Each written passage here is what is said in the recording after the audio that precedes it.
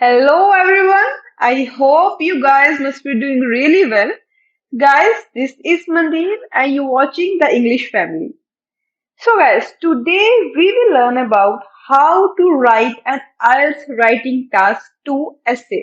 आज हम सीखेंगे कि राइटिंग टास्क 2 का जो essay है वो हमने कैसे अटेम्प्ट करना है, कैसे हम अपना राइटिंग टास्क 2 का essay प्रॉपर फॉर्मेट को फॉलो करते हुए अच्छी तरह से लिख सकते हैं। ठीक है, कुछ चीजें हैं जैसे कि कुछ स्पेसिफिकेशंस की वर्ड लिमिट का ध्यान रखना है, क्या टाइम लिमिट होगी, या कौन कौन से ऐसे फैक्टर्स हैं जिनके बेसिस पे एग्जामिनर जो होता है आपका राइटिंग टास्क 2 का ऐसे चेक करता है, कौन कौन से डिफरेंट टाइप्स ऑफ क्वेश्चंस हैं जो आपके राइटिंग टास्क में आते हैं।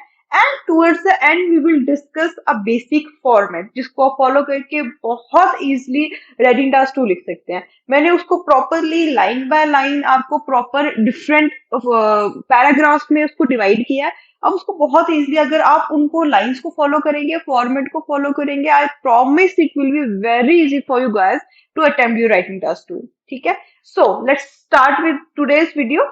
सबसे पहले जो आपको चीज का ध्यान रखना होता है, जो आपको हमेशा ध्यान रखना है कि राइटिंग टास्क 2 में जो आपका ड्यूरेशन होता है वो कितना है, 40 मिनट्स का। देखो, राइटिंग टास्क बेसिकली क्या है, आपके पास टास्क 1 और टास्क 2 आएंगे, दो टास्क होते हैं आपके पास। 1 घंटे का आपको टाइम स्पेन दिया होता है, उसी 1 घंटे में आपको within 20 minutes you have to attempt your writing task 1 and जो कि बाकी 40 मिनट्स बचते हैं उसमें आपको राइटिंग टास्क 2 अटेम्प्ट करना होता है। ठीक है, बट क्वेश्चन जैसे कि मैं अपनी पुरानी वीडियोस में भी कह चुकी हूँ आपको, जब मैंने राइटिंग टास्क 1 का आपको proper step by step and with different question मैंने आपको बताया था, हमेशा मैंने यही बार बार चीज रिपीट की है कि हमेशा कोशिश कीजिए, अगर आपके पास 20 मिनट्स का टाइम स्पैन है तो आपने क्या करना है कि एटलीस्ट अपना कोशिश करो कि टास्क जो है विद इन 17 to 18 मिनट्स जो है वो फिनिश हो जाए।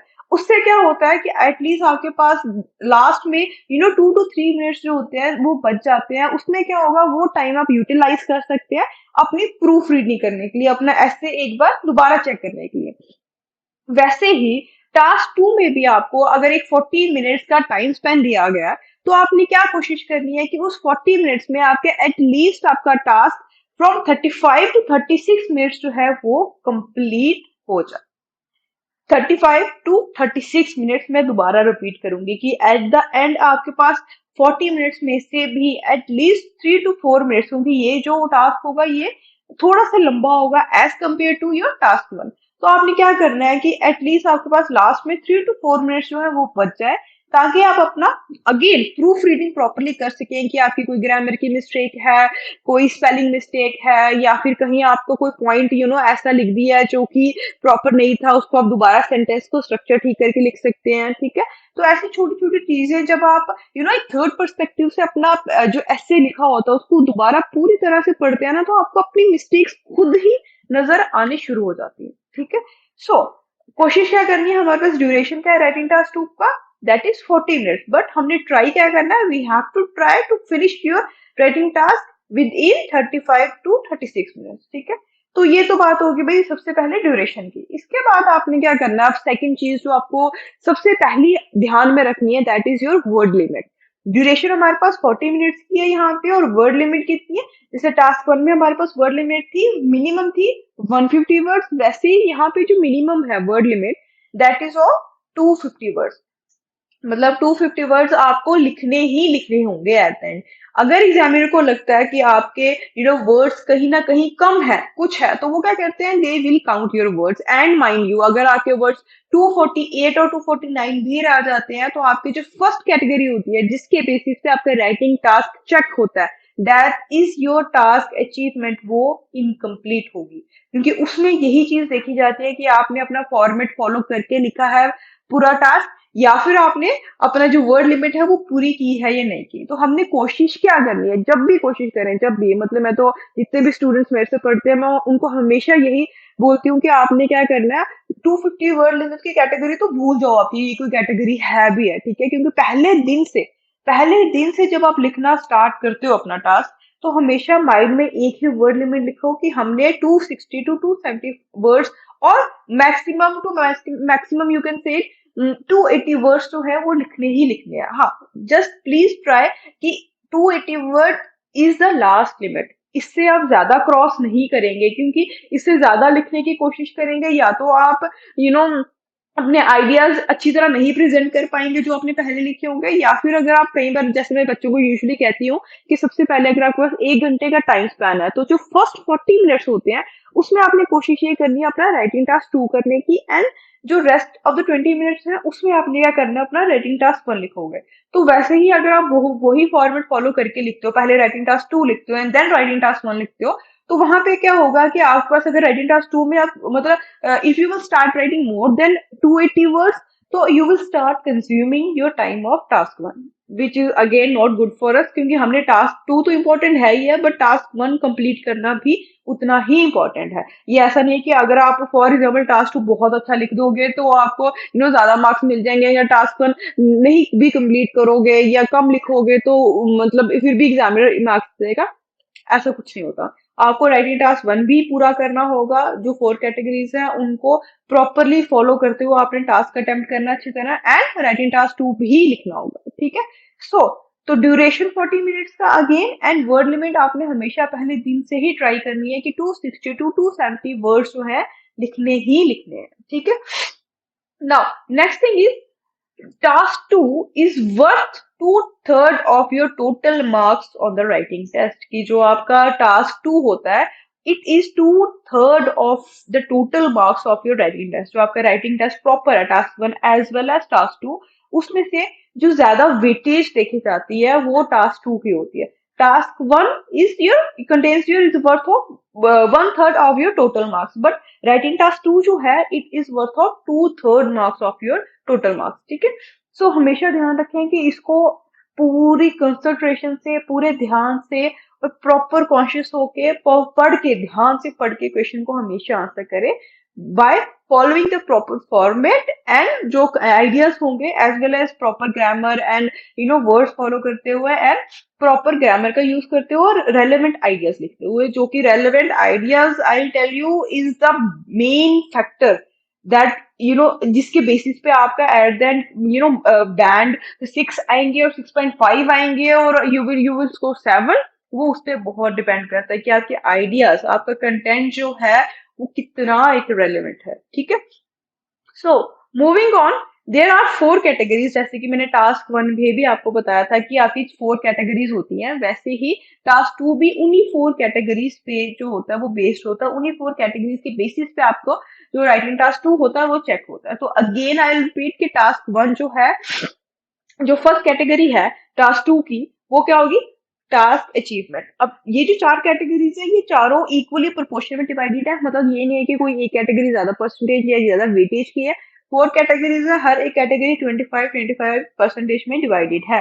तो सबसे पहली कैटेगरी है टास्क अचीवमेंट, जैसे कि आप अपनी स्क्रीन पे देख सकते हैं। सो टास्क अचीवमेंट क्या है, इसमें आपको हमेशा ध्यान रखना है कि 2 चीजें जो सबसे ज्यादा फॉलो की जाती है इसमें, ठीक है। सबसे पहली आ जाती है कि आपने फॉर्मेट फॉलो किया है या नहीं, कि आप जो बेसिक एक फॉर्मेट होता है, जो प्रॉपर फॉर्मेट है उसको फॉलो करके आपने लिखा है या फिर आपने अपनी मर्जी से लिखा है, ठीक है। सो वो फॉलो किया है कि नहीं किया, एंड सेकंड थिंग कि आपने वर्ड लिमिट पूरी लिखी है कि नहीं, कि मतलब आपकी वर्ड लिमिट 250 वर्ड्स तक है या नहीं है, वो बहुत ज्यादा मैटर करती है इस चीज में। So this was your first category. Second category is your coherence and cohesion. तो कोहेरेंस एंड कोहेजन में क्या हो गया बच्चे, इसमें आपको हमेशा ध्यान रखना है कि जब भी आप लिखते हैं, ठीक है, तो लिखने में क्या होता है कि आपने एक सेंटेंस लिखा, एक सेंटेंस जो आपने फॉर एग्जाम्पल एक सेंटेंस था उससे पहले एक सेंटेंस लिखा एंड उसके बाद में नेक्स्ट सेंटेंस लिखोगे, तो जो मिडल वाला सेंटेंस था उसका प्रीवियस सेंटेंस से एंड जो फॉलोइंग सेंटेंस होगा उससे कितना एक सिमिलैरिटी है या कितना एक कनेक्शन है, वो एक फ्लो में है या नहीं, ठीक है। कि उसकी कोई रेफरेंस, कोई अंडरस्टैंडिंग उन लाइंस के बीच है, कि आपने एक जगह जम्मू एंड कश्मीर की बात कर रही हो और एक जगह आप कन्याकुमारी की बात कर रहे हो, या फिर आप you are going step by step, कि हाँ भैया सबसे पहले आपने एक चीज बताई है, उसी से लिंक करते हुए नेक्स्ट चीज लिखी है, उसी से लिंक करते हुए नेक्स्ट चीज लिखी है, या फिर आपने जिस रैंडमली कोई भी अलग अलग पॉइंट्स जो है 3-4 इकट्ठे करके लिख दिए।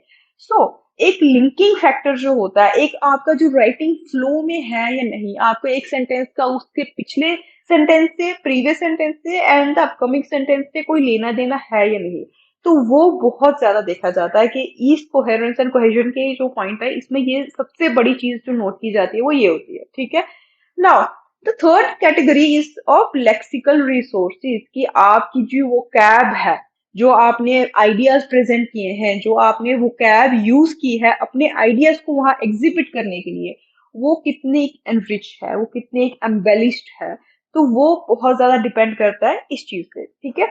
आपकी वोकैब जो होती है, आपके नंबर कितने, देखो कोई आइडिया होता है तो if I say that rose is beautiful, something a simple sentence है, दैट रोज इज ब्यूटीफुल और दैट थिंग इज ब्यूटीफुल, तो बहुत सिंपल सेंटेंस है, मीनिंग वही होता है। बट अगर if I am saying O that a rose is so mesmerizing in its color, या the color of the rose is so mesmerizing, तो वो जस्ट एक होता है कि आपके दिमाग में एक आइडिया था, उसको जब आप प्रेजेंट कर रहे हो तो क्या वो क्या यूज करके प्रेजेंट कर रहे हो, वो होता है। आइडिया सेम ही होता है बट उसकी प्रेजेंटेशन जो होती है, जो वर्ड्स, चॉइस ऑफ वर्ड्स जो होते हैं जिनको आप यूज करके अपना आइडिया एग्जिबिट करते हो ऐसे में, वो बहुत ज्यादा मैटर करता है, ठीक है। यहाँ पे बच्चे बहुत बड़ी गलती करते हैं कि एक बहुत बड़ा मिथ है बच्चों में कि हमने वर्ड्स जो है वो रिपीट नहीं करने, हमने लाइंस रिपीट नहीं करनी। देखो लाइंस रिपीट करने से मतलब होता है कि आप एक ही आइडिया बार बार बार बार बार बार ना लिखो, ठीक है।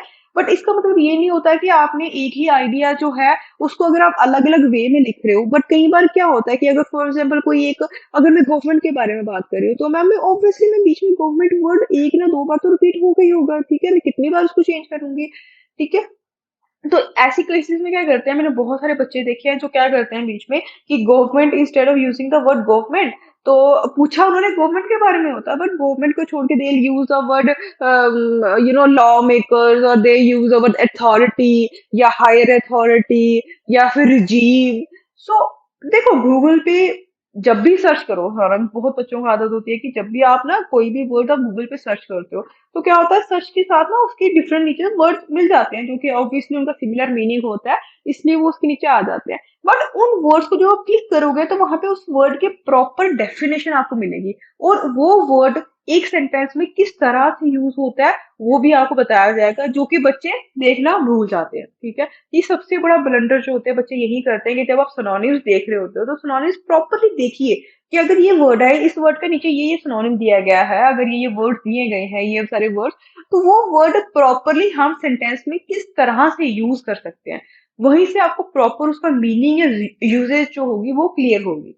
तो हमेशा जो लेक्सिकल रिसोर्सेज है, ठीक है, आप ट्राई कीजिए कि आपकी लाइंस जो है वो रिपीट ना हो, आपके वर्ड्स रिपीट ना हो, बट दैट डजंट मीन कि आप वर्ड रेपिटेशन के चक्कर में जो आप वर्ड सिनोनिम्स यूज कर रहे हो वो कंप्लीटली इरेलेवेंट और रॉन्ग है, ठीक है, वो उससे बड़ा ब्लंडर हो जाएगा। तो एटलीस्ट अगर आपको इफ यू नॉट 100% श्योर कि इस वर्ड का जो सिनोनिम है उसका मीनिंग प्रॉपरली यही है, और अगर मैं ये सिनोनिम इस वर्ड की जगह यूज करता हूँ सेंटेंस में तो उसका मीनिंग जो होगा वो सेम रहेगा, unless and until don't use that synonym, अगर आप 100% श्योर नहीं हो तो, ठीक है। So last thing is your grammatical range and accuracy, कि आपकी जो ग्रामर है, आप जो कोई भी आइडिया रिप्रेजेंट करने के लिए टेंसेस यूज कर रहे हैं, आप एक्टिव वॉइस में लिख रहे हैं, आप पैसिव वॉइस में लिख रहे हैं, आप डायरेक्ट लिख रहे हैं, आप इनडायरेक्ट स्पीच यूज कर रहे हैं, आप टेंस कौन सा यूज कर रहे हैं, कौन सा आइडिया किस तरीके से आपने रिप्रेजेंट किया, ठीक है, आपके स्पेलिंग मिस्टेक्स जो होते हैं वो इस कैटेगरी में आते हैं, ठीक है। तो ये चार कैटेगरीज हैं जिनके बेसिस पे एक राइटिंग टास्क टू जो होता है वो मार्क किया जाता है, यही चार कैटेगरी के बेसिस पे आपका राइटिंग टास्क वन भी मार्क होता है, ठीक है। So coming on to the next point, कुछ टिप्स है जो मैंने यहाँ पे नोट किए हैं तो अपनी स्क्रीन पे देख सकते हैं, ठीक है। तो सबसे क्या the most important thing is that you must demonstrate that you can clearly right in English, मतलब आपको एग्जामिनर को ये विश्वास दिलाना होगा कि आपको इंग्लिश लैंग्वेज जो है आती है, you have a hold on this language, ठीक है, ताकि आप उसको प्रॉपर बता सको कि जो आपके माइंड में आइडिया था, जो आपने सोचा था, वो एग्जैक्टली आप अपने वर्ड्स में रिप्रेजेंट कर पाए। और वो अगर वो एक कई बार क्या होता है बच्चे अपने दिमाग में एक आइडिया रखते हैं, आप सोचते हैं, जब वो लिखती है मैं बहुत बार देखती हूँ कि मुझे वो सेंटेंस कहीं ना कहीं पढ़ के बच्चों का आइडिया क्लियर हो रहा होता है कि हाँ भाई इस बच्चे के दिमाग में ये आइडिया था, उसने ये सोच के सेंटेंस लिखा है। बट अगर मैं वर्ड टू वर्ड जो उसने सेंटेंस लिखा होता है अगर उस पर जाऊं तो उसका कंप्लीटली डिफरेंट मीनिंग है। तो यहाँ पे तो आई नो दो स्टूडेंट्स कि मुझे पता है वो क्या सोच के किस हिसाब से लिख रहे हैं, बट प्लीज माइंड इट कि जो एग्जामिनर आपका राइटिंग टास्क का वहां पे चेक करेगा, वो आपको नहीं जानता होगा। You are a complete stranger for that person, ठीक है। ना तो वो आपको जानता है ना आप उसको जानते हो। तो प्लीज हमेशा कोशिश कीजिए कि अपना आइडिया जो है लिखते हुए, जो प्रूफ रीडिंग में कह रही हूँ वो इसलिए इंपॉर्टेंट है क्योंकि कई बार आप लिख तो देते हो, आपको लगता है कि हाँ भी आपने जो सोचा था वो आपने अपनी लाइंस में लिख दिया, बट वहां पे जो एग्जैक्ट मीनिंग जो है वो पढ़ के देखो कि आपका सेंटेंस का मीनिंग भी वही निकल रहा है जो आपने सोचा था, या फिर उस सेंटेंस का मीनिंग कुछ और निकल रहा है, ठीक है। तो ये चीज हमेशा ध्यान रखिए। नाउ एक चीज मैं यहाँ ऐड करना चाहूंगी जो मैंने पहले अपनी पुरानी वीडियोस में भी ऐड किया है कि जब भी आप वर्ड्स काउंट करें, तो ये बहुत ज्यादा इंपॉर्टेंट पॉइंट है कि बच्चे क्या करते हैं। अब जैसे मैं कई बार बच्चों को बोलती हूँ कि भाई आपने जो कैटेगरी लिखनी है, आपकी वर्ड लिमिट जो होगी हमेशा 260 टू 270 फॉलो करो। तो एक बार मैं यूजुअली चेक कर रही थी एक बच्चे का ऐसे, तो मेरे को लगा कि उसके वर्ड्स जो है ना वो काफी कम होंगे, मतलब जो वर्ड प्रॉपर लिमिट है या तो बिल्कुल उसके आगे पीछे होगा, मतलब जो 250 वर्ड्स की जो एक मिनिमम कैटेगरी है उसके बिल्कुल पास होगा, या फिर उसे एक दो वर्ड ही ऊपर नीचे होंगे। मुझे लगा कम है, तो मैंने आई आस्क्ड दैट स्टूडेंट कि आप अपने वर्ड्स काउंट कीजिए। तो उसने वर्ड्स काउंट किए एंड ही टोल्ड मी कि मैम मेरे वर्ड्स देयर अराउंड 300 एंड 8 और 10। तो मुझे लगा कि maybe I must be wrong on my point कि मेरे को एक अंदाजा लगाने में गलती हुई होगी। बट जब मैंने उसके वर्ड्स दोबारा काउंट किए विद प्रॉपर मैनर, जिस तरीके से हमने वर्ड्स काउंट करने होता है इन राइटिंग, तो उसके वर्ड्स देवर अराउंड 252। वो बच तो गया, अगर फॉर एग्जाम्पल जैसे मिनिमम कैटेगरी 250 किया, बच तो गया, बट एट द एंड आप वो रिस्क क्यों लें। आप एग्जाम में वहां पे तो उस दिन वो बच गया, बट अगर वही एग्जाम में लिख के आया होता एंड उसके वर्ड दो ज्यादा होने की जगह दो कम हो जाते, तो बहुत बड़ा प्रॉब्लम हो जाती है उसके लिए, ठीक है। सो हमेशा कोशिश कीजिए कि आप जितनी भी प्रैक्टिस जो आपने एक्सपेरिमेंट करने हैं, जब जब आप प्रैक्टिस करते हैं सारे एक्सपेरिमेंट्स वहां कर लें, बट एग्जाम वाले दिन कभी भी ये ना कीजिए कि कोई नया एक्सपेरिमेंट वहां जाके करें कि हाँ भी ठीक है, हम यहाँ पे क्या करते हैं इतने वर्ड्स लिख लेते हैं कि एक लाइन में अगर मैंने 7 वर्ड्स लिखे हैं तो इन 20 लाइन्स कितने वर्ड्स हो गए, चलो मैंने अगर 22 लाइन्स लिखे तो मेरे वर्ड्स हो गए पूरे, मतलब कंप्लीट होंगे। ये ऐसा नहीं होता। You have to count each and every word. जब भी आप प्रैक्टिस करते हैं तो ये इसी चीज के सबसे पहले जो इनिशियल डेज होंगे आपके प्रैक्टिस के, उसमें यही चीज देखिए कि आपके वर्ड्स जो है वो कंप्लीटली पूरे हों, ठीक है। कि आपके अगर फॉर एग्जाम्पल आप लिखते हैं तो कितनी लाइंस में आपके कितने वर्ड्स आते हैं, वो आप एक अपना जो अंदाजा है वो तभी प्रैक्टिस के दौरान आप लगा लीजिए, ठीक है। तो वर्ड्स काउंट कैसे करने हैं, आई रिपीट अगेन कि सबसे पहले ये ध्यान रखिए जो वर्ड्स काउंट का सिस्टम है ये सिर्फ राइटिंग में फॉलो होता है, रीडिंग एंड लिसनिंग में ये चीज फॉलो नहीं होगी, ठीक है। सो आपने क्या करना है, जब राइटिंग में वर्ड्स काउंट करेंगे तो आपने लाइंस में एवरेज निकाल के नहीं करना कि अगर मैंने 22 25 लाइंस लिखी हैं तो और मेरे हर एक लाइन में 6 to 7 वर्ड्स हैं तो मेरे अप्रोक्सीमेटली इतने वर्ड होंगे, इस तरीके से हम नहीं काउंट करेंगे। आपने वर्ड प्रॉपरली काउंट करना है, एक एक वर्ड काउंट करेंगे, और वर्ड कौन से काउंट करने हैं, जो 3 लेटर वर्ड्स एंड अबव। जैसे फॉर एग्जाम्पल अगर मैं कहती हूँ कि अगर आपका सिंगल लेटर वर्ड है, डबल लेटर वर्ड जो होते हैं, जैसे कि मैं आर्टिकल्स और प्रपोजिशंस कहूँ तो, या फिर इन लेमैन लैंग्वेज अगर मैं कहूँ कि जो आपका जैसे ए हो गया, आई हो गया, या फिर इन हो गया, ऑन हो गया, ऑफ हो गया, टू हो गया, बी हो गया, अप हो गया, कुछ हो गया, तो जो 2 लेटर वर्ड्स होते हैं उनको एज अ वर्ड काउंट ना करें। कोशिश क्या करें कि 3 लेटर वर्ड्स एंड अबव जितने भी आपके वर्ड्स हैं उनको काउंट करें, जैसे एंड हो गया, फॉर हो गया, द हो गया, इनको एज अ वर्ड काउंट करें। एंड वो वर्ड्स आपकी किस कैटेगरी में फॉलो होनी चाहिए, 260 टू 270 की कैटेगरी। तो वहां पे अगर आप ये चीज मेंटेन करके रखेंगे तो मैं गारंटी देती हूँ कि आपके अगर कभी भी इस रीजन की वजह से मार्क्स कम नहीं आएंगे कि आपके वर्ड्स कम थे। तो इस कैटेगरी को प्लीज फॉलो करें, ठीक है। नाउ नेक्स्ट थिंग जो आपको हमेशा ध्यान रखनी है, you have to always remember to write in simple sentences, ठीक है। Always avoid writing complex sentences, चाहे वो टास्क 1 में हो चाहे वो टास्क 2 में हो। हमेशा यही करें कि सिंपल सेंटेंसेस लिखे, short and clear meaning sentences का हो, छोटे छोटे हो, 2 to 3 लाइन्स के हो, सिंपल सेंटेंसेस। बट जहां आप कई बार मैं पढ़ती हूँ तो बच्चों का ना पैराग्राफ 8 to 9 लाइन्स का खत्म हो जाता है, बट कहीं फुल स्टॉप ही नहीं आता उस पूरे पैराग्राफ में। अगर मैं वो देखा जाए तो वो that paragraph is literally grammatically completely wrong. तो प्लीज ऐसा ना करें। हमेशा सिंपल सेंटेंसेस लिखें, 2 to 3 लाइन्स में लिखें, एंड कोशिश करें कि 90% of the paragraph of your essay, writing task 2 का essay as well as writing task 1 का, आपका 90% of that essay must contain simple sentences. हाँ, 10% आप कहीं ना कहीं कॉम्प्लेक्स सेंटेंसेस भी यूज कर सकते हैं, जहां आपको लग रहा है कि आपका जो सेंटेंस का मीनिंग है वो कंप्लीट नहीं हो पा रहा, तो वहां पे आप कंजंक्शन वगैरह यूज करके आपका सेंटेंस की लेंथ जो है वो इलोंगेट कर सकते हैं, लंबी कर सकते हैं, और आप 3 to 4 लाइन्स में अपना जो सेंटेंस है वो लिख सकते हैं। ठीक है। Now, the key of doing well is to know exactly what the examiner wants and giving it to them. However, try not to worry about these small details. Instead, you should focus on what really matters and improve your performance. So, हमेशा छोटी छोटी details पे ना ध्यान दें। कोशिश करें कि जो आपके लिए एग्जामिनर का माइंड एक बार कई बार सोचेंगे किस हिसाब से क्या दिमाग में एग्जामिनर के आया हुआ, तो उसने ये क्वेश्चन सेट किया और वो हमसे किस टाइप का रिस्पॉन्स जो है वो एक्सपेक्ट कर रहा है, तो उस हिसाब से अपने ऐसे में आंसर जो है लिखे। ठीक है। Always analyze the question properly and try to answer the question, not the topic. अब कई बार क्या होता है, मेरे पास बहुत सारे ऐसे स्टूडेंट्स हैं और जब वो प्रैक्टिस कर रहे होते हैं तो काफी यूजुअली वो ये मिस्टेक करते हैं कि क्या होता है कि क्वेश्चन वो पढ़ लेते हैं, ठीक है, क्वेश्चन में कई बार ऐसा होता है कि क्वेश्चन की कंप्लीटली अंडरस्टैंडिंग नहीं हो पाती उनको, तो एट देन वो क्या करते हैं, मैम मेरे को इसमें ना पूरे क्वेश्चन में ये वर्ड समझ आया था, मुझे लगा था वो इसके बारे में होगा, तो मैंने उस पर आंसर लिख दिया।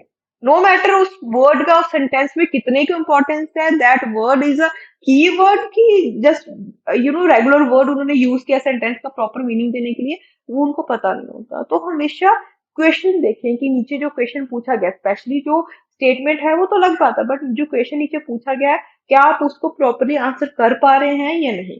ठीक है। So always plan your points properly before you start writing your task. जब भी अपना राइटिंग टास्क 2 लिखना स्टार्ट करें तो हमेशा दिमाग में रखें कि जैसे मतलब आप स्टार्टिंग में कोशिश करें कि 2-3 मिनट्स जो होते हैं ना आपके राइटिंग टास्क 2 के, हमेशा चाहे वेस्ट करते हैं। By wastage I mean is that कि अपना जो स्टेटमेंट है, अगर आप जो स्टेटमेंट अगर उसको आप एक बार पढ़ें, 2 बार पढ़ें, 3 बार पढ़ें, तब तक पढ़ें जब तक आपको लगे ना कि अच्छा ठीक है इसका कंप्लीटली मीनिंग यही है, ये स्टेटमेंट जो है ये बताने की कोशिश करिए और मुझे इस स्टेटमेंट को इस हिसाब से आंसर करना है। जब तक आपके माइंड में ये क्लियरिटी ना हो तब तक आप लिखना स्टार्ट ना करें। क्योंकि क्या होता है जैसे ना आप कई बार बच्चे क्या करते हैं, स्टेटमेंट पढ़ी, हमारे पास टाइम कम था, हमने क्या किया मैम क्वेश्चन पढ़ा, स्टेटमेंट पढ़ी और आंसर लिख दिया। वो टाइम उसकी वजह से क्या हुआ, उन्होंने स्टेटमेंट ध्यान से नहीं पढ़ी, उन्होंने क्वेश्चन ध्यान से नहीं पढ़ा, उन्होंने जो क्वेश्चन डिमांड कर रहा था वो नहीं देखा, और एट द एंड क्या हुआ कि जो क्वेश्चन कुछ और पूछ रहा था उन्होंने दिया कुछ और, लिख कुछ और दिया। तो वो इंस्टेड ऑफ डूइंग दैट कि आपका पूरा का पूरा ऐसे जो है प्रॉपरली 2-3 पेजेस का वो क्रॉस हो जाए, तो कोशिश क्या करें कि प्रॉपर क्वेश्चन अंडरस्टैंड करें कि एट द एंड आपका जो क्वेश्चन है वो क्या डिमांड कर रहा है, उसी हिसाब से आंसर देते हैं। ठीक है।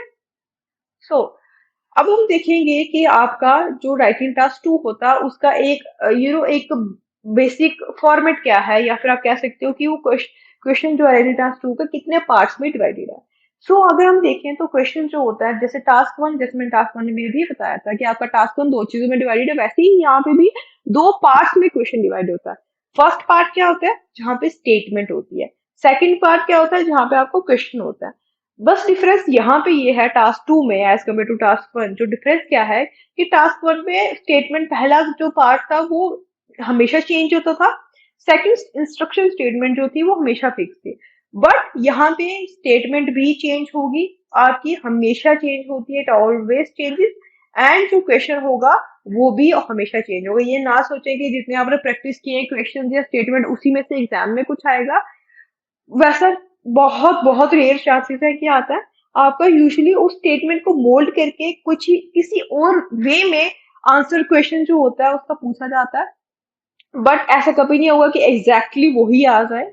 सो हमेशा ध्यान रखें कि स्टेटमेंट भी वेरी करेगी, इसमें first part is your statement जो कि वेरी करती है, second part is your question वो भी हमेशा वेरी करता है। तो स्टेटमेंट जो होती है वो कितने सारे टॉपिक्स हमारे पास, अगर हम एजुकेशन पे देखें, अगर हम इन्वायरमेंट पे देखें, अगर हम फैशन पे देखें, अगर हम म्यूजिक पे देखें, अगर हम टूरिज्म पे देखें, अगर हम इंटरनेशनल स्पोर्ट्स पे देखें, तो हर एक टॉपिक में आगे किसी भी तरह घुमा के आप हजारों टॉपिक्स जो है वो बना सकते हैं। लेकिन अब हम उसको किसी कैटेगरी में नहीं डाल सकते कि अच्छा आपके जो टूरिज्म है उसमें यही यही क्वेश्चन पूछेंगे, ऐसा नहीं होता। आपके स्पोर्ट्स में यही यही क्वेश्चन आएंगे, ऐसा नहीं होगा, ठीक है। तो हम उसको किसी कैटेगरी में नहीं डाल सकते, बट हाँ, हमारा क्या होता है कि जो आपका क्वेश्चन है वो जरूर किसी कुछ फिक्स्ड कैटेगरीज है, उन्हीं में से आपका राइटिंग टास्क 2 का क्वेश्चन जो होता है यूजुअली आता है, ठीक है।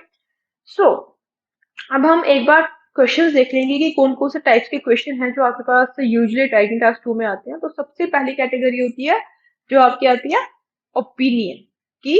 क्या हो गया? ओपिनियन, जिसमें आपको कोई क्वेश्चन आता है। ये ध्यान रखें कि जितने भी मैं क्वेश्चन, ये 6 क्वेश्चन जो आपकी स्क्रीन पर अभी दिख रहे हैं, ठीक है, ये क्वेश्चन टाइप्स हैं, इसी के क्वेश्चन आते हैं, बट इनके ऊपर कोई ना कोई स्टेटमेंट जो होती है वो जरूर मेंशन होती है, ठीक है। स्टेटमेंट से क्या होता है कि वहां पे एक प्रॉपर स्टेटमेंट होगी, नीचे इनमें से किसी भी टाइप का क्वेश्चन जो होगा वो पूछा जाएगा।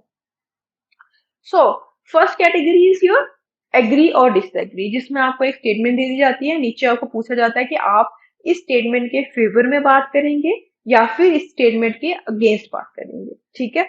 Next thing is advantages and disadvantages. यहाँ पे क्या बताना है आपको कि एक कोई स्टेटमेंट होगी, उस स्टेटमेंट के जो आपको कीवर्ड्स है, जो इसमें इंफॉर्मेशन है, उसकी एडवांटेज क्या है एंड डिसएडवांटेजेस क्या है।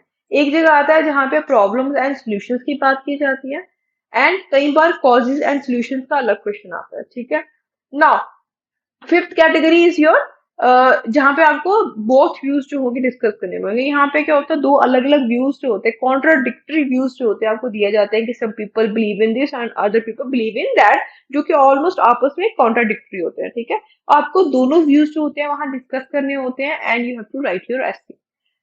Now six category and your last category is two part question. अब इसमें क्या होता है, आपको यूजुअली जो है दो क्वेश्चंस कोई दे देंगे, ठीक है, दो क्वेश्चंस अलग अलग, एक स्टेटमेंट के साथ नीचे दो क्वेश्चंस दिए जाएंगे, एंड उसको आपको डायरेक्टली अपने टास्क में जो होता है BP1 एंड BP2 में वो आंसर करना होता है, ठीक है।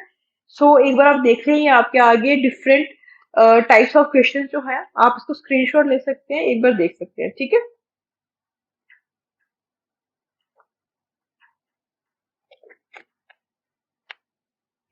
Now coming on to your first type, that is your opinion questions. अब ओपिनियन के क्वेश्चंस जो होते हैं, मैंने वहां पे प्रॉपरली आपको स्क्रीन पे आप देख सकते हो कि डिफरेंट क्वेश्चंस जो है वहां दिए हुए हैं, ठीक है। कैसे क्वेश्चंस है कि सबसे पहले आ गया व्हाट इज योर ओपिनियन। आपका पहला क्या आ गया, व्हाट इज योर ओपिनियन। तो ओपिनियन में क्या होता है आपका कि सिंपली कोई भी आपको एक स्टेटमेंट दे दी जाएगी ऊपर, और नीचे क्या पूछा जाएगा कि आपका ओपिनियन क्या है। Opinion by opinion they mean that कि अगर आप इस क्वेश्चन के फेवर में बात करेंगे या फिर इस क्वेश्चन के अगेंस्ट बात करेंगे, तो वो चीज आपको बहुत ज्यादा ध्यान में रखनी होगी, ठीक है। वैसे तो यूजुअली आपके पास कई बार एग्री और डिसएग्री का आ जाता है। सिंपली जैसे नेक्स्ट क्वेश्चन क्या है, डू यू एग्री और डिसएग्री। एक स्टेटमेंट दे दी जाएगी, उसके नीचे यही टिपिकल यही वर्ड्स जो होते हैं वो यूज किए जाते हैं। या तो बोला जाएगा व्हाट इज योर ओपिनियन, या फिर बोला जाएगा डू यू एग्री और डिसएग्री, या फिर बोला जाता है to what extent do you agree और डिसएग्री। तो ये तीन टाइप के क्वेश्चन होते हैं जो कि यूजुअली जो होते हैं आपके ओपिनियन क्वेश्चन में आते हैं, ठीक है। हम एग्जाम्पल क्वेश्चंस भी मैंने ऐड किए ताकि आपको एक प्रॉपर अंडरस्टैंडिंग हो सके कि किस तरीके से क्वेश्चन आता है। तो जैसे आप देख सकते हैं कि सबसे पहली एग्जाम्पल क्या है, some people believe that violence in the media, such as in television programs and films, directly results in violent behavior. Do you agree or disagree with the given statement? तो ऐसे आपको एक स्टेटमेंट आएगी, ठीक है, ये होती है आपकी स्टेटमेंट है, एक स्टेटमेंट आएगी, and next is your question. आपको एक अलग से आगे क्वेश्चन पूछा जाएगा, और उसकी वर्ड भी टिपिकली यही होते हैं कि डू यू एग्री और डिसएग्री। मतलब क्या हो गया, या तो आपको उसके क्वेश्चन के स्टेटमेंट के फेवर में बात करनी है पूरे टास्क में, या फिर कंप्लीटली उसके अगेंस्ट बात करनी है, ठीक है। नेक्स्ट एग्जांपल अगर हम देखें, the best way to make the road transport of goods safer is to ask drivers to take driving test each year. ये हो गया आपकी एक स्टेटमेंट, एंड क्वेश्चन क्या आएगा, to what extent do you agree और डिसएग्री। तो ये थोड़ा सा घुमा के आ जाता है, जहां पे आपको एक हद पूछी जाती है कि आप किस हद तक इस चीज से एग्री करते हैं या फिर डिसएग्री करते हैं। To what extent do you agree और डिसएग्री।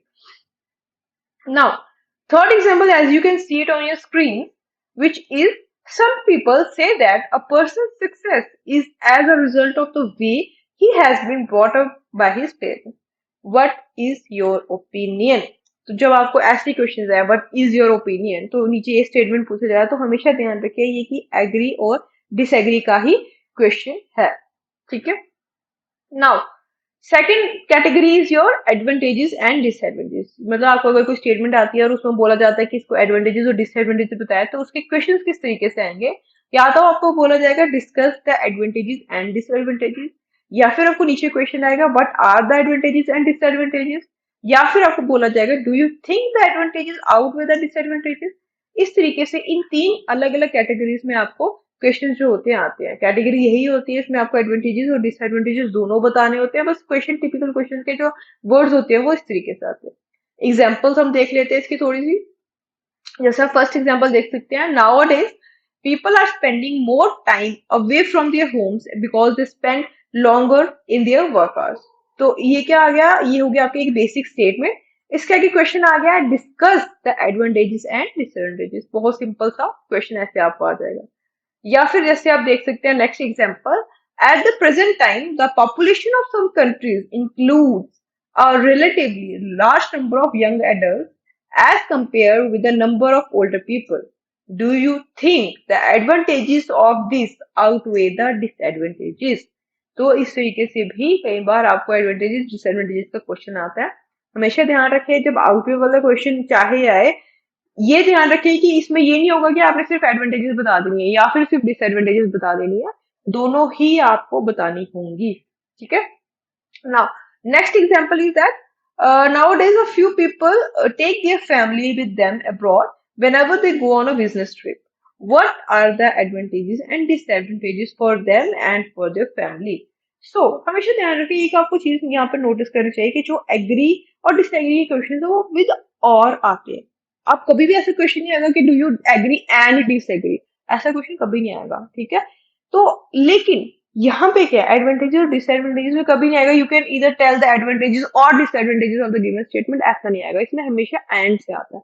एडवांटेजेस डिसएडवांटेजेस का क्वेश्चन मैं फिर रिपीट करूंगी एंड से आता है. मतलब आपको हर एक क्वेश्चन चाहे वो किसी भी तरीके से आपको पूछा जाए आपको उसमें एडवांटेजेस भी बतानी है, आपको उसमें डिसएडवांटेजेस भी बतानी है. ठीक है. Now third is where you have to discuss both the views. तो इसका सिंपल क्वेश्चन आता है, आपको सिंपली बोला जाता है discuss both the views and give your opinion. तो आपको दो व्यूज दिए जाएंगे, आप उन दोनों को डिस्कस करेंगे एंड आपको ओपिनियन दे दिया जाएगा जो कि आपको यूजुअली कंक्लूजन में देना होता है. ठीक है. सो फर्स्ट एग्जांपल आप देख सकते हैं अपने स्क्रीन पे क्या है. Technology is being used more and more in education. Some people say that this is a positive trend, while others argue that it is leading to negative consequences. तो ये एक स्टेटमेंट है, इसमें आ गया आपके पास क्वेश्चन आ गया discuss both sides of this argument and then give your opinion. तो इसमें क्या है अगेन आपको दोनों जो साइड्स है आर्गुमेंट की वो आपको देखनी पड़ेंगी and towards the end you have to give your opinion. एक और एग्जांपल देख लेंगे. Some people feel that the effects of advertising are positive for individuals and business while others think they are negative. तो ये दो अलग अलग contradictory view जो है यहाँ पे प्रेजेंट किए गए हैं एंड क्वेश्चन क्या आपको पूछा गया है discuss both side and give your opinion. तो ऐसे जो बोथ व्यूज के क्वेश्चन होंगे वो यूजुअली इस तरीके से आपको पूछे जाते हैं. Next thing is causes and solutions. तो इसके टिपिकल वर्ड्स क्या आते हैं कि what are the reasons for this. कोई भी स्टेटमेंट होगी नीचे दिया जाएगा what are the reasons for this and what are this solution, या फिर आपको बोला जाएगा what are the causes of this problem and what can be done to solve it. ठीक है. फॉर क्लियर अंडरस्टैंडिंग अगर हम क्वेश्चन पे ध्यान दें अपने जो एग्जाम्पल क्वेश्चन है you as you can see it on your screen. First example is nowadays many people prefer to buy famous brands of clothes, cars and other items. ठीक है. This is your statement part. What are the reasons for this? First question and what are this possible solution? तो जब आपको पूछा जाए कि what are the reasons for this तो आपको समझ जाना चाहिए कि ये cause and solution का question है. सबसे पहले हमने causes बतानी है जिसमें हमने reasons बताने होते हैं, then आपको उसके solution बताने होंगे. ठीक है. Now next example is there is too much noise in many public places in the city. This is your statement. what are the causes of this problem and what can be done to solve the problem, कि ये causes क्या है, इसके reasons क्या है, आप इसको कैसे solve कर सकते हैं. ठीक है. Now next category, problems and solution. अब प्रॉब्लम्स एंड सोल्यूशन क्या हो गया बच्चे, इसमें आपको कैसे आते हैं क्वेश्चंस, टिपिकल क्वेश्चन वर्ड्स क्या होते हैं, what problems can this cause and how might these problems be reduce, कि हम ये प्रॉब्लम्स क्यों कॉज हो रही हैं या क्या प्रॉब्लम्स इससे कॉज होंगी वो बतानी है, एंड वो प्रॉब्लम्स कैसे आप रिड्यूस कर सकते हो. या फिर आपको बोला जाता है what problems does this cause and what can be done about this, या what can be done to solve this problem. तो अगर हम इसके क्लियर अंडरस्टैंडिंग के लिए अगर हम क्वेश्चंस देखें तो सबसे पहले एग्जांपल क्या है,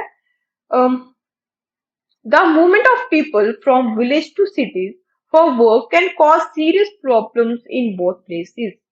So this is your statement part. What are the serious problems associated with this and what measures can be taken to solve these problems? तो क्या प्रॉब्लम्स है, इस चीज से क्या क्या प्रॉब्लम्स होंगी एंड क्या क्या मेजर्स जो है one can take to solve this, वो आपको बताने हैं. ठीक है. Now, next example is a rise in the standard living in a country often only seems to benefit cities rather than rural areas. तो क्या ये हो गया आपका statement part. What problems can this cause and how might these problems be reduced? ये क्या क्या problem इससे कॉज होंगी एंड ये कैसे सॉल्व कर सकते हैं प्रॉब्लम्स. तो हमेशा ध्यान रखें, यहाँ पे ना बच्चे कंफ्यूज होंगे कि भाई कॉजेज और प्रॉब्लम्स दोनों एक ही नहीं है, मतलब दोनों में एक ही चीज बतानी है हमें. ठीक है, बताना क्यों होता है वही बताना होता है. तो यहाँ पे आप बहुत बड़ी गलती करेंगे अगर आप ऐसा सोचते हैं. तो यह ध्यान रखें, कॉजेज एंड प्रॉब्लम्स दो अलग अलग चीजें हैं. कॉजेज क्या होते हैं, जहाँ पे आपको यूजुअली रीजंस बताने होते हैं कि एट प्रेजेंट अगर ये चीज है तो इसके पीछे क्या क्या रीजंस हैं, क्या क्या कारण है जिसकी वजह से वो चीज हुई है. ठीक है, मतलब आपको पास्ट के बारे में बताना होगा. बट जब आप प्रॉब्लम्स की बात कर रहे हैं तो प्रॉब्लम की इससे क्या क्या प्रॉब्लम्स कॉज होंगी, तो वो आप कभी पास्ट के बारे में बात नहीं करेंगे. आपने बताना है कि इन फ्यूचर इस चीज की वजह से क्या क्या कॉन्सिक्वेंसेस फेस करने पड़ेंगे या क्या क्या इश्यूज जो होंगे, क्या क्या फेस करने पड़ेंगे, वो आपको बताना है. और वो हमेशा हम फ्यूचर में बात करते हैं. तो क्या हो गया, जब हम कॉजेज की बात कर रहे हैं तो हमेशा हमें रीजंस बताने हैं, कारण बताने हैं और पास्ट की बात करनी है. जब हमने प्रॉब्लम्स की बात करनी है तो हमें हमेशा फ्यूचर की बात करनी है, जहाँ पे हम पॉसिबल आउटकम्स बता सकते हैं, कॉन्सिक्वेंसेस बता सकते हैं जो कि हम फ्यूचर में फेस कर सकते हैं. ठीक है, तो ये डिफरेंस जो होता है प्रॉब्लम्स एंड कॉजेज में, ये हमेशा ध्यान रखें आप. लास्ट टाइप का question is two part question, जहाँ पे आपको यूजुअली क्या होता है, एक स्टेटमेंट होगी एंड उसके नीचे दो सेपरेट क्वेश्चन पूछे जाते हैं जो कि आपको यूजुअली आंसर करने होते हैं. बट ये ध्यान रखें कि जो क्वेश्चंस होते हैं वो they are two in number. वो क्वेश्चंस जो होंगे यूजुअली जो हमने पीछे 5 कैटेगरीज जो डिस्कस किए उनमें से कहीं पे भी फिट नहीं बैठेंगे. वो क्वेश्चंस हमेशा अलग होंगे. मतलब अगर मैं फॉर एग्जाम्पल, जैसे हम स्टेटमेंट ये एक एग्जाम्पल क्वेश्चन से देख लेते हैं, क्या होगा कि in education and employment some people work harder than others. ठीक है, ये एक सिंपल स्टेटमेंट आपको दे दी गई है. नीचे दो क्वेश्चन पूछे हैं, why do some people work harder, is it always a good thing to work hard. तो ये दो क्वेश्चन आप खुद देख सकते हैं कि ये दोनों क्वेश्चन जो हमने जितनी भी ऊपर कैटेगरीज पढ़ी हैं वो किसी भी कैटेगरी में फॉल नहीं करते. तो कभी भी अगर आपको ऐसा है कि एक स्टेटमेंट आई है और नीचे दो क्वेश्चन पूछे गए हैं और दो क्वेश्चन कंप्लीटली डिफरेंट है, किसी कैटेगरी से बिलोंग नहीं करते, तो वो कौन सी कैटेगरी से बिलोंग करेंगे, टू पार्ट क्वेश्चन. तो ये बहुत इजी होता है. इसमें आपको सिंपली जो स्टेटमेंट है उसको एज अ रेफरेंस यूज करते हुए जो दो नीचे क्वेश्चंस होते हैं उनको डायरेक्टली बीबी1 बीबी2 में आंसर करना होता है. ठीक है, अगर हम एक और एग्जांपल देखें तो क्या हो गया, happiness is often considered difficult to define, this is your basic statement that is just for reference. पहला क्वेश्चन जो है why is this and what factors determine happiness. तो व्हाई इज दिस क्या है, ऐसा क्यों है, ये आपको बीबी1 में बताना है. और व्हाट फैक्टर्स डिटरमाइन हैप्पीनेस, ये आपको बीबी2 में बताना है. ठीक है. Now success is often measured by wealth and material possessions. तो ये एक सिंपल एक स्टेटमेंट है. Do you think wealth is the best measure of success and what makes a successful person. तो ये दो क्वेश्चंस डिफरेंट है, ये किसी भी कैटेगरी में फॉल नहीं करते. तो इन दो क्वेश्चंस को हमने उस स्टेटमेंट को अबव स्टेटमेंट को एज अ रेफरेंस यूज करते, तो इन दोनों क्वेश्चंस को बीपी1 बीपी2 में डायरेक्टली आंसर करना होता है. ठीक है, so these were the different types of questions जो कि आपको यूजुअली राइटिंग टास्क 2 के एग्जाम्स में पूछे जाते हैं। ठीक है, आई होप आपको ये समझ आ गया और डिफरेंस समझ आ गया हो कि कौन कौन से क्वेश्चन में किस किस टाइप के क्वेश्चन आते हैं ना, आपको किस किस तरीके से उनको आंसर करना होता है। ठीक है, अब हम क्या कर लेते हैं, एक बेसिक फॉर्मेट जो है उसको एक ध्यान से देख लेते हैं कि देखो हमने हमने वर्ड लिमिट देख लिया, हमने ड्यूरेशन देख लिया, हमने टिप्स देख लिए कि क्या क्या दिमाग में रखने हैं before writing writing task 1 and even writing writing task 2 and even after writing your writing task 2। तो उसके लिए क्वेश्चन जो है डिफरेंट टाइप्स के वो भी हमने देख लिए। अब हम देखेंगे कि इन सभी क्वेश्चंस को एक बेसिक फॉर्मेट जो है उससे कैसे हम सॉल्व कर सकते हैं। ठीक है, सो सबसे पहली बात क्या आ गई कि बेसिक फॉर्मेट की, that is you have to write 4 paragraphs. कि आपके राइटिंग टास्क 2 में जैसे राइटिंग टास्क 1 में करते हैं वैसे ही राइटिंग टास्क 2 में एक 4 पैराग्राफ का बेसिक फॉर्मेट जो होता है वो आपको फॉलो करना होता है। ठीक है, सबसे पहला पैराग्राफ आ जाता है आपके पास इंट्रोडक्शन। ठीक है, इंट्रोडक्शन का इसमें क्या हो गया, आपको क्या करना है, 3 सेंटेंसेस लिखने हैं and you have to write 7 to 8 lines. तो कोशिश क्या करें कि जब भी ये बच्चे क्या करते हैं, यहाँ पे बहुत बड़ी एक मिस्टेक करते हैं कि जब भी राइटिंग टास्क 2 स्टार्ट करना होता है ना, तो they usually start it with a general phrase. I will repeat, general phrase से स्टार्ट करते हैं, जो कि नहीं करना, कभी ना करें। क्योंकि आपको क्वेश्चन जो है, देखो एग्जामिनर यहाँ पे बैठा है वो आपकी नॉलेज चेक करने के लिए नहीं बैठा, उसने देखना है कि आपको इतनी लैंग्वेज में, इंग्लिश लैंग्वेज में इतनी कमांड है कि आप जो क्वेश्चन है उसको समझ पा रहे हैं, क्वेश्चन की डिमांड को समझ पा रहे हैं, जो पूछ रहा है वो स्पेसिफिक क्वेश्चन का स्पेसिफिक आंसर दे पा रहे हैं कि नहीं। ठीक है, तो इसलिए हम जनरली ये वो जो खाना पूर्ति के लिए हमने बीच में लाइंस नहीं ऐड करनी, जो स्पेसिफिक पूछा जा रहा है हमने उसको बताना। तो जनरल फ्रेजेस कैसे होगी, जैसे आप कह सकते हैं in this modern era, in this contemporary world, is in this modern epoch, nowadays, in today's time, generally। तो ये सारे वर्ड्स जो है, ये जो सारे फ्रेजेस हैं, ये जनरल फ्रेजेस में आते हैं। ट्राई अवॉइडिंग, इनको ना लिखें, just try to avoid writing them in your writing task 2। कभी भी बेसिक इंट्रोडक्शन आपकी जो राइटिंग टास्क 2 की होगी वो इससे तो बिल्कुल भी स्टार्ट ना करें। ठीक है, तो कोशिश क्या करनी है हमने, अगर हम जनरल फ्रेजेस में लिखते तो थोड़ा सा अपना जो इंट्रोडक्शन है राइटिंग टास्क 2 की उसको अट्रैक्टिव बनाने के लिए हमने क्या करना है, एक जनरल लाइन लिखनी है। ठीक है, अब जनरल लाइन जो होती है वो कुछ भी हो सकती है। आपको जो टॉपिक है, अगर आपका टॉपिक एजुकेशन के रिलेटेड है, अगर आपका टॉपिक एनवायरनमेंट के रिलेटेड है, अगर आपका टॉपिक स्पोर्ट्स के रिलेटेड है, म्यूजिक के रिलेटेड है, किसी के रिलेटेड है, तो उसके ऊपर कोई भी एक जनरल लाइन जो कि सिर्फ एक लाइन की होगी। ये नहीं कि जनरल लाइन आप 4 लाइनों में लिख रहे हो, सिर्फ एक लाइन की आपने जनरल लाइन वहां खुद से बना के लिख सकते हो, जो कि जनरली पूरे के पूरे उस बेसिक टॉपिक पे जो है वो सूट करे। ठीक है, तो वो जनरल लाइन लिख के आप अपनी इंट्रोडक्शन जो है स्टार्ट कर सकते हो।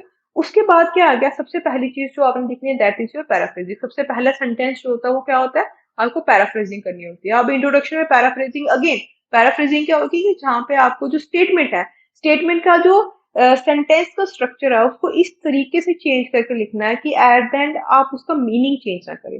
उसका जो सेंटेंस का जो स्ट्रक्चर है वो चेंज हो जाए, बट उसका मीनिंग जो है वो चेंज ना हो, ये हमेशा ध्यान में रखें। ठीक है, आप ये कर सकते हैं, यूजली बच्चे जो होते हैं वो, या फिर यूजली जो एक सिंपल वे है वो क्या होता है, पैराफ्रेजिंग का सिनोनिम्स यूज करके आप लिख सकते हैं।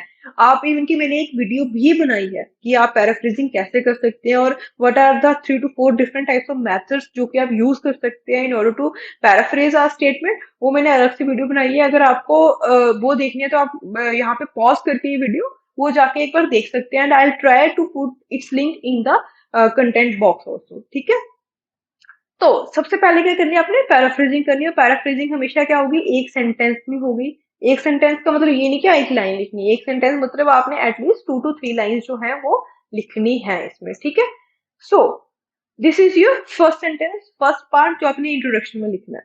जो दूसरी चीज जो आपने इंट्रोडक्शन में लिखनी है, that is your thesis statement. अब थीसिस स्टेटमेंट बेसिकली क्या होती है, a thesis statement is your main idea or the way you feel about the whole issue, but आपको ये क्या करनी है, सिर्फ एक सेंटेंस में लिखनी है। ठीक है, you can start your thesis statement with this essay agrees और disagrees with the given statement.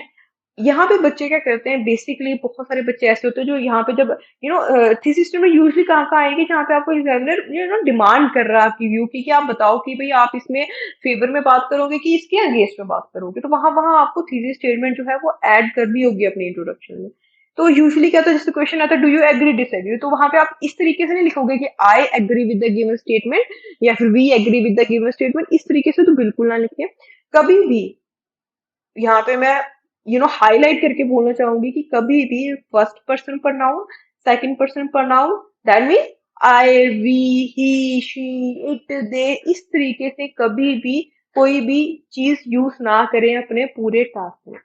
ठीक है, first person pronoun, second person pronoun avoid करें यूज करना in your writing task 2 as well as in your writing task 1। ठीक है, सो यहाँ पे thesis statement क्या है कि दिस ऐसे agrees and disagrees with the given statement, तो इस तरीके से आप थीसिस स्टेटमेंट लिख सकते हैं। ये यूजुअली कहाँ पे आती है, जो डू वाले क्वेश्चन हो गए, जैसे do you agree disagree, to what extent do you agree disagree, या व्हाट इज योर ओपिनियन, या फिर आप कह सकते हो do you think the advantages outweigh the disadvantages. तो इन क्वेश्चंस में थीसिस स्टेटमेंट जो होती है वो आती है। ठीक है, ये भी आप एक सेंटेंस में लिखोगे, बट इसकी लाइंस जो होंगी वो क्या होंगी, 1 to 2 लाइंस में आपको ये कंप्लीट करना होगा। ठीक है, so this is your thesis statement. Third part जो आपको इंट्रोडक्शन में हमेशा ध्यान रखना है, that is your outline statement. ठीक है, तो आउटलाइन स्टेटमेंट क्या होती है, इसमें यूजुअली आपको एग्जामिनर को बताना होता है कि what you are going to discuss in your main body paragraph, की मेन बॉडी पैराग्राफ में फॉर एग्जाम्पल जो दो नीचे दो पैराग्राफ मेन बॉडी पैराग्राफ है, BP1 एंड BP2, उनमें आप क्या डिस्कस करने वाले हो उसका एक बेसिक आइडिया आपको, मेन आइडिया बोल रही हूँ, जनरल आइडिया बोल रही हूँ, स्पेसिफिक नहीं। स्पेसिफिकली कोई भी चीज आप मेंशन नहीं करेंगे, आपने एक जनरल आइडिया और एक बेसिक आइडिया जो होगा वो आपको मेंशन करना होगा in your outline statement.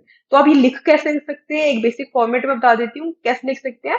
In the following और upcoming paragraph this essay will firstly discuss about, there is a space यहाँ पे 1.1 लिखा है, मतलब आपको यहाँ पे बताना है कि BP1 में आप क्या डिस्कस कर रहे हैं, and secondly it will elaborate और डिस्कस अबाउट 1.2, मतलब जो BP2 होगा उसका जो एक मेन आइडिया वो यहाँ पे आपको बताना। So 1.1 and 1.2 are just for your reference, की जो BP1 में आपको एक मेन आइडिया बताना और BP2 में क्या क्या बताना है वो आप आउटलाइन में यहाँ मेंशन कर सके। और ये जो होगा, जो ब्लैंक है, ये आपके एस्से टू एस्से डिफर करेगी।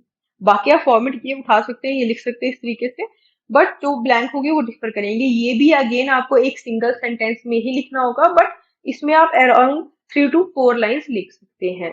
तो क्या हो गया, आपके इंट्रोडक्शन में क्या आ गया, 3 सेंटेंस हो गए, 7 to 8 लाइन होगी। सबसे पहले आप जनरल लाइन लिखेंगे। ठीक है, अगर लिख देंगे तो बहुत बेटर रहेगा आपके लिए। नहीं लिख सकते तो इसलिए मैंने वहां पे एक ऑप्शनल का साइन डाला कि अगर आपको नहीं आया, कई बार बनानी नहीं आ पाती बच्चों को, तो इसलिए आप उसको अवॉइड कर सकते हैं। तो आप डायरेक्टली कहाँ से स्टार्ट कर सकते हैं, पैराफ्रेजिंग से। तो जिन्होंने जनरल लाइन लिखी है वो सबसे पहले जनरल लाइन लिखेंगे, देन पैराफ्रेजिंग करेंगे, जहां पे अगर जरूरत है थीसिस स्टेटमेंट लिखेंगे, नहीं है तो रहने देंगे। ठीक है, एंड लास्ट में आपने इंट्रोडक्शन में आउटलाइन स्टेटमेंट लिख के आपका पूरा इंट्रोडक्शन का पैराग्राफ 7 to 8 लाइन का बन जाएगा। ठीक है, so this is your first paragraph. Now your second paragraph is your main body paragraph, जिसको हम शॉर्ट पे क्या कहते हैं, BP1, बॉडी पैराग्राफ 1। ठीक है, तो ये कितना होगा, 10 to 12 लाइंस का होगा। इसमें क्या आता है, आपका टॉपिक सेंटेंस आता है 1.1। दिस 1.1 इज क्या, जो आपके आउटलाइन में जो हमने 1.1 लिखा था कि जहाँ पे आपको मेन आइडिया बताना होता है, तो वही मेन आइडिया सबसे पहले आप जैसे अपना बॉडी पैराग्राफ शुरू करेंगे तो आपने सबसे पहले वहां पे अपना टॉपिक सेंटेंस में वो मेन आइडिया बता देना है। ठीक है, कि मैं इस पूरे जो डिटेल्स का पैराग्राफ है इसमें क्या डिस्कस करने वाला हूँ। आफ्टर दैट आप एक्सप्लेनेशन देंगे, एंड आफ्टर दैट आप एक एग्जाम्पल देंगे। ठीक है, so this is your main body paragraph, topic sentence, explanation and example. But इसमें एक चीज जो मेन ध्यान रखने वाली है वो क्या है, कि 70% ऑफ योर पैराग्राफ, ठीक है, जो मेन बॉडी पैराग्राफ एक होगा वो कितने क्या इंक्लूड करेगा, टॉपिक सेंटेंस एंड एक्सप्लेनेशन। मतलब हर एक जो BP1 है, ठीक है, उसमें 9 to 10 लाइन्स, जो फर्स्ट 9 to 10 लाइन्स होंगी वो आपकी टॉपिक सेंटेंस और एक्सप्लेनेशन की होंगी। After that 30% of the paragraph, मतलब 2 to 3 लाइन्स जो होंगी वो एग्जाम्पल की होंगी। अब बच्चे इसमें क्या है, कई बार कर लेते हैं, अगर आपको पहली बार तो एग्जाम्पल लिखें, जरूर लिखें, क्योंकि ये बहुत ज्यादा इफेक्टिव होता है। इजिली आपका जो आपने एक्सप्लेनेशन दी होती है उसको वेरीफाई करते नीचे एग्जाम्पल, आप एग्जाम्पल उसको सपोर्ट करती है। ठीक है, तो लेकिन ये नहीं है कि आप एक्सप्लेनेशन 4-5 लाइन की लिख रहे हैं और 4-5 लाइन्स की उसके बाद एग्जाम्पल लिख रहे हैं। एग्जाम्पल छोटी, हमेशा छोटी लिखें, सिर्फ 2 to 3 लाइन से लिखें, एंड एक्सप्लेनेशन जो है प्रॉपरली अपने आइडियाज को 9 to 10 लाइन्स में वहां एक्सप्रेस करें। So this is your BP1। Again second BP is your main body paragraph 2, that is BP2। ठीक है, तो ये भी अगेन 10 to 12 लाइन्स का ही आपने लिखना है। इसमें भी अगेन टॉपिक सेंटेंस आएगा सबसे पहले, जो कि क्या हो गया आपका 1.2 हो गया, मतलब जो आप अगेन जो आपका आउटलाइन स्टेटमेंट में हमने 1.2 लिखा था वही ये 1.2 है, आपको इसको दोबारा लिखना होगा। ठीक है, यहाँ पे प्रॉपरली बताना है। Then explanation and then example, ये सेम है आपका BP1 और BP2 में आपने यही करना होता है। फर्स्टली आपको टॉपिक सेंटेंस देना है, then explanation and then example. BP2 में भी आप 70% जो आप कह लो जो आपका पैराग्राफ है BP2 का, जिसमें 10 to 12 लाइन्स में से 9 to 10 लाइन्स जो पहली होंगी वो टॉपिक सेंटेंस और एक्सप्लेनेशन की होंगी। आफ्टर दैट 30% मतलब 2 to 3 लाइन्स जो होंगी वो आपकी आगे एग्जाम्पल की होंगी। ठीक है, ये ध्यान रखें कि एग्जाम्पल बीच में ना लिखें, और एग्जाम्पल जैसे लिख देते हैं आपका पैराग्राफ वहां पे डिटेल्स का बाइंड अप हो जाना चाहिए। एग्जाम्पल के बाद कोई एक्सप्लेनेशन के पॉइंट ना ऐड करें। इन द लास्ट आपके पास जो आ जाता है फोर्थ पैराग्राफ जो हो गया, वो क्या हो गया कंक्लूजन का। तो आप कह सकते हो तो conclusion is the easiest paragraph to write, because in many ways you are just using your ideas you have already mentioned in your introduction and your main body paragraph. तो ये जरूर ध्यान रखें कि इंट्रोडक्शन जो है उसमें हमने कोई नया आइडिया इन्वॉल्व नहीं करना, कोई नया पॉइंट ऑफ व्यू नहीं डालना। जितने हमने अपने एक्सप्लेनेशन देनी थी वो हम अपनी एक्सप्लेनेशन जो BP1 और BP2 की हम वहां दे चुके हैं। तो कंक्लूजन में कोई नई चीज आपने ऐड नहीं करनी। ठीक है, सो आप अपने कंक्लूजन का पैराग्राफ कैसे स्टार्ट कर सकते हैं? सिंपली सिंपल फ्रेजेस से स्टार्ट करिए, टू कंक्लूड और इन कंक्लूजन। ठीक है, आप बच्चे कई बार क्या होता है यूजली टेम्पलेट्स फॉलो करते हुए बहुत ज्यादा फैंसी वर्ड्स यूज कर सकते हैं, all in all, in a nutshell, या फिर कह लो टू री इनकैप्सुलेट इट या समथिंग लाइक दैट। तो वो सारे फैंसी वर्ड यूज कर लो, बहुत अच्छी बात है, बट अगर आपको प्रॉपरली आगे अपने जो क्वालिटी है कंटेंट की वो अगर आप मेंटेन कर सकते हैं। जब आप ये करते हैं कि आप वो क्रैम्ड की फ्रेजेस जो होती हैं वो आप बता देते हो, आपने रट्टा मारा होता है आप वो लिख देते हो, बट आगे जब आप सेंटेंस लिखते हो आपके सेंटेंस में आपका टेंस ठीक नहीं है, आपका सेंटेंस का स्ट्रक्चर हिला हुआ, तो ऑब्वियसली जो एग्जामिनर बैठा है उसको सामने पता चलेगा कि आपने ये कहीं ना कहीं से क्रैम किया हुआ है, तो वो आपके लिए एक नेगेटिव इफेक्ट वहां पे प्रेजेंट करता है। तो कोशिश क्या करें कि अपनी क्वांटिटी की जगह वो टेम्पलेट्स को लर्न करके लिखने की जगह कोशिश ये करें कि जितना हो सके सिंपल से स्टार्ट करें, बट अपना कंटेंट जो है जो आपने बीच में लिखना है जो मेन आइडिया उसको स्ट्रॉन्ग रखें, वो कैप स्ट्रॉन्ग रखें, ग्रामर स्ट्रॉन्ग रखें, अपना आइडियाज जो है वो स्ट्रॉन्ग रखें। तो आपने क्या करना है कंक्लूजन में 2 to 3 सेंटेंसेस लिखने हैं एंड 5 to 6 लाइन्स तक आप कंक्लूजन लिख सकते हो। इसमें आपने जो सिंपली जो BP1 और BP2 में जो बात की होती है उसको सिंपली बताना होता है कि आपने कंक्लूजन में in the above paragraph this and this has been discussed, बस उसको पैराफ्रेज करके आपने एक जिस्ट जो होता है जो आप एक्सप्लेनेशन दी होती है उसको यहाँ पे ऐड कर देना होता है। ठीक है, सो लास्ट में क्या आ गया, there are 2 elements to write a good conclusion. सबसे पहला तो you have to summarise the main points of your essay, कि आपके जो मेन पॉइंट्स जो होते हैं जो आपने BP1 BP2 में डिस्कस किया उनको समराइज करें, एंड जो आपने पैराफ्रेज किया होता है इंट्रोडक्शन के पैराग्राफ में वोकैब, उसको आप वोकैब को चेंज करते हुए यहाँ पे अगेन उसको प्रॉपरली आंसर करें। ठीक है, मैं ये एक बेसिक फॉर्मेट की वीडियो है, इसमें जितना हो सके बेसिक में आपको एक ढांचा जो है एक स्ट्रक्चर जो है वो बताने की कोशिश की है। इसके बाद मैं और वीडियोस में बताऊंगी जहाँ पे मैं स्पेसिफिकली बताऊंगी, वो अलग अलग होंगी, जिसमें मैंने एक में थीसिस स्टेटमेंट कैसे करते हैं बनानी है, आप कैसे एक इफेक्टिव इंट्रोडक्शन लिख सकते हैं, कैसे एक इफेक्टिव कंक्लूजन लिख सकते हैं, या फिर कैसे मेन बॉडी पैराग्राफ अपने लिख सकते हैं, वो मैं अलग अलग वीडियो में बताऊंगी। So this was all for it today. तो आई होप आपको एक बेसिक स्ट्रक्चर जो है राइटिंग टास्क 2 का समझ आया हो, और अगर आप ये बेसिक स्ट्रक्चर फॉलो करके अपना आंसर लिखेंगे आई एम श्योर कि बहुत इजीली आप अपना टास्क कोई भी होगा राइटिंग टास्क 2 जो है वो बहुत इजीली अटेम्प्ट कर सकते हैं। ठीक है, so guys we will meet with the next video, till then take care, good bye.